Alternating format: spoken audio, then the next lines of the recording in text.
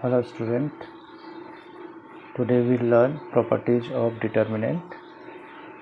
So let us see what are the properties of determinants, and these properties are very useful to solve determinants. Let us see first property of determinant. It says the value of determinant remain unchanged if the rows are changed into columns or columns into rows. So let's see. A is equal to matrix, and then determinant of this matrix is 2 into 1 minus 7 into 5, that is minus 33. And if we change the row and column, it becomes A transpose, and if we find the determinant of this, it again comes minus 33. कहने का मतलब है कि रो और column को interchange करना है. इस रिमार्क्स में देखते हैं. पहले 2 7 था, ये कॉलम है, कॉलम को हमने रोज में बदल दिया. ये सेकेंड कॉलम था, इसको सेकेंड रोज में बदल दिया, मतलब इसको इंटरचेंज मतलब ट्रांसपोज कर दिया. अब इसका डिटर्मिनेंट निकालते हैं तो दोनों -3 - 33 आता है. और उसके बाद एक मैट्रिक्स का फॉर्मूला भी मिल जाता है, determinant of A is equal to determinant of A dash. Let's see second property of determinant. It says if any two rows or columns of a determinant are interchanged, then sign of determinant is changed.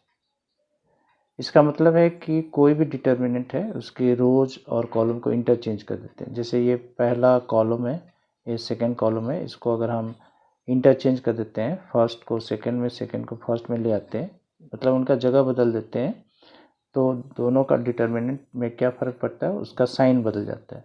पहले अगर positive है तो minus sign में आ जाएगा. और हम इसको रोज wise भी चेंज कर सकते हैं. जैसे पहला रो था AXP, इसको हमने सेकेंड में चेंज कर दिया है, AXP कर दिया है ना. और जो सेकेंड रो था उसको हमने फर्स्ट में ले लिया, मतलब इंटरचेंज कर दिया, तो भी इसका आंसर वही आ गया, मतलब माइनस में आ जाएगा.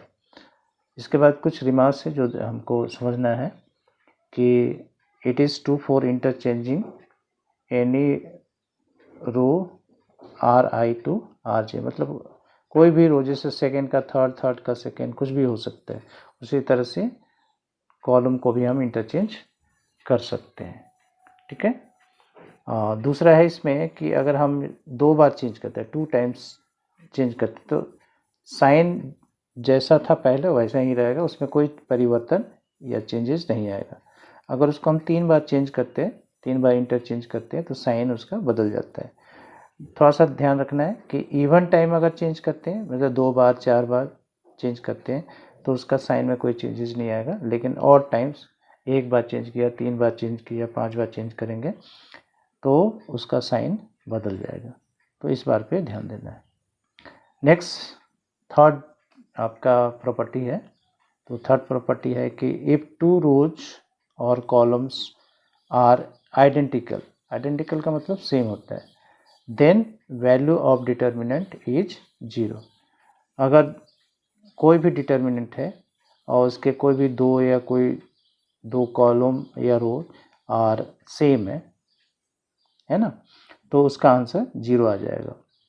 जैसे यहाँ एग्जांपल में बताया कि देखो, पहला रो है 2 - 1 5, और तीसरा रो है 2 - 1 5. तो इसको अगर हम कैलकुलेट करेंगे तो इसका आंसर 0 आएगा. तो ये प्रॉपर्टी को यूज करेंगे हम, और डायरेक्ट आंसर भी हम लिख सकते हैं. और उसमें पता करना होता है कि कौन सा रो और कौन सा कॉलम सेम है. अगर सेम है तो ठीक है, ऐसा लिख लेंगे R1 = R3 and therefore determinant equal 0. तो ये सब काम करने से हम बच जाएंगे. इस तरह से और है कि if all element of any row or column are equal to 0, then determinant equal to 0. तो यहाँ पर हम देख रहे हैं कि तीनों के तीनों एलिमेंट 0 0 0 है. ये फर्स्ट कॉलम में भी हो सकता है, थर्ड में भी हो सकता है, कहीं पर भी हो सकता है, रो वाइज भी हो सकता है. तो आंसर उसका 0 ही आएगा। तो ये हम जब करेंगे क्वेश्चन तो उसमें ये सब चीज़ें हम ध्यान में रखेंगे और आंसर हम डायरेक्ट भी लिख सकते हैं। उसी तरह से नेक्स्ट एक और प्रॉपर्टी है कि if element of any row or columns are proportional then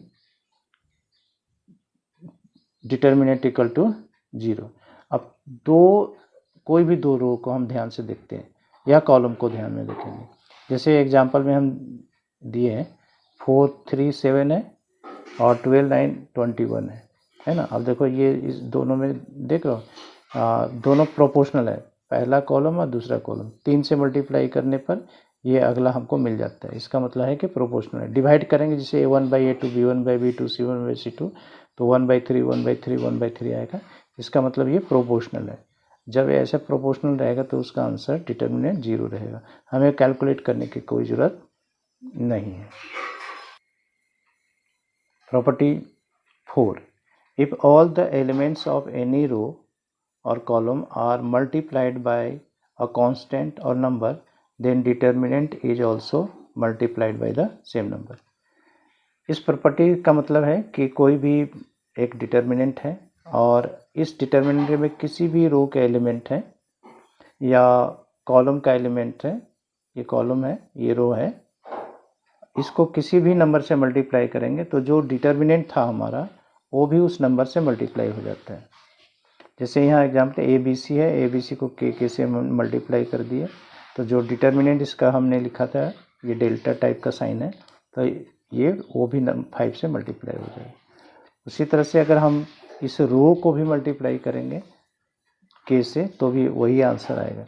कहने का मतलब कोई भी रो कोई भी कॉलम को हम मल्टीप्लाई करेंगे तो उसका डिटर्मिनेंट मल्टीप्लाई।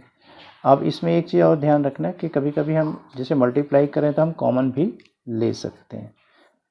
ठीक है, यहाँ एक एग्जांपल बताया हुआ डिटर्मिनेंट जैसे 2 1 3 5 है, इसका आंसर 7 है ना। अब हमने क्या किया कि पहला जो इसमें कॉलम है 2 3 इसको हम 5 5 से मल्टीप्लाई कर दिए तो ये नया डिटर्मिनेंट बन गया। अब इसका आंसर निकाले तो आ गया 35। अब 7 यहाँ पे है और यहाँ 5 से मल्टीप्लाई किया तो ये आएगा 35, यानी जो डिटर्मिनेंट था यहाँ वो 5 से मल्टीप्लाई हो गया।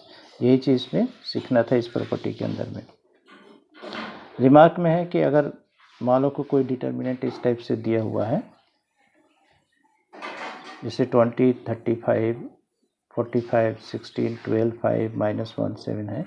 अब इसमें देखो नंबर बड़े बड़े हैं है ना, तो इसको थोड़ा सा सॉल्व करने में प्रॉब्लम आती है। तो हम इसको अगर पाते हैं कि किसी नंबर से मल्टीप्लाइड है जैसे ये 5 5 5 इसमें कॉमन है तो उस कॉमन को भी हम बाहर निकाल सकते हैं।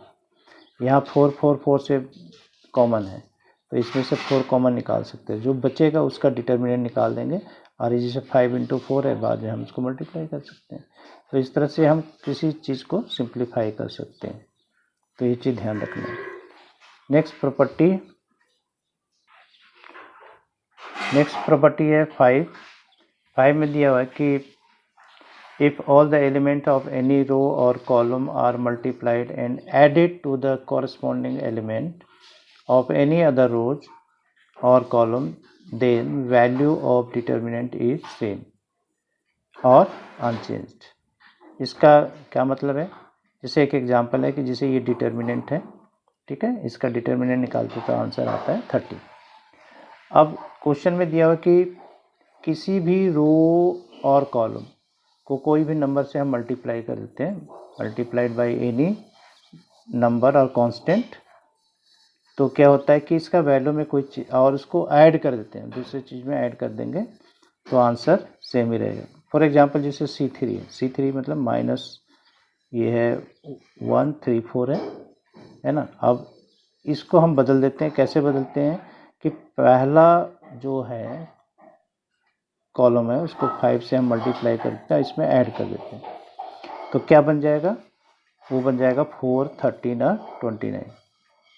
ठीक है, अब फिर इसका हम निकालेंगे, सॉल्व करेंगे इसको तो आंसर वही 30 आएगा। तो ऐसा हम कर सकते हैं, तो ये एक टाइप का प्रॉपर्टी है, तो इसको ध्यान में रखना है। ये बहुत ज़्यादा यूजफुल प्रॉपर्टी है, इसको ध्यान में रखना है। Property 6. If each element of one row or one column be in the form of sum of two numbers, then determinant can be expressed as the sum of two determinant. इसका मतलब है कि कोई भी डिटर्मिनेंट में कोई column या रो सम के फॉर्मेट में है ना, सम के फॉर्मेट में है, तो इसको हम दो चीज़ में स्प्लिट कर सकते हैं, दो डिटर्मिनेंट में स्प्लिट कर सकते हैं. We can write this determinant in the sum of two determinants, यानी डेल्टा 1 और डेल्टा 2 में हम ऐसा लिख सकते हैं. ठीक है, कैसे लिखना है, तो इसमें हम देखेंगे पहला पहला पहला है, इसको हम फर्स्ट यहाँ लिख दिए, बाकी चीज़ सेम ही रहेगा, तो यहाँ सेम ही रहेगा, प्लस करेंगे, और इसका जो सेकेंड वाला है उसको हम इस जगह पे लिख देंगे, पहले जगह पे, है ना, और बाकी वही B1 B2 C1 C2 C3 वही चीज़ सेम यहाँ पर भी रहेगा, दोनों में सेम रहेगा, फ़र्क केवल पहला और इसका पहला ये हो गया, तो फर्स्ट वाला दो जगह चेंज हो गया. तो इस करना, ये भी बहुत अच्छा प्रॉपर्टी है, और इसको थोड़ा सा आप पढ़ो एक दो बार और ध्यान में रखोगे तो क्वेश्चंस इजीली सॉल्व हो जाता है. तो नेक्स्ट टाइम हम लोग क्वेश्चन करेंगे, एक्सरसाइज करेंगे. Thank you.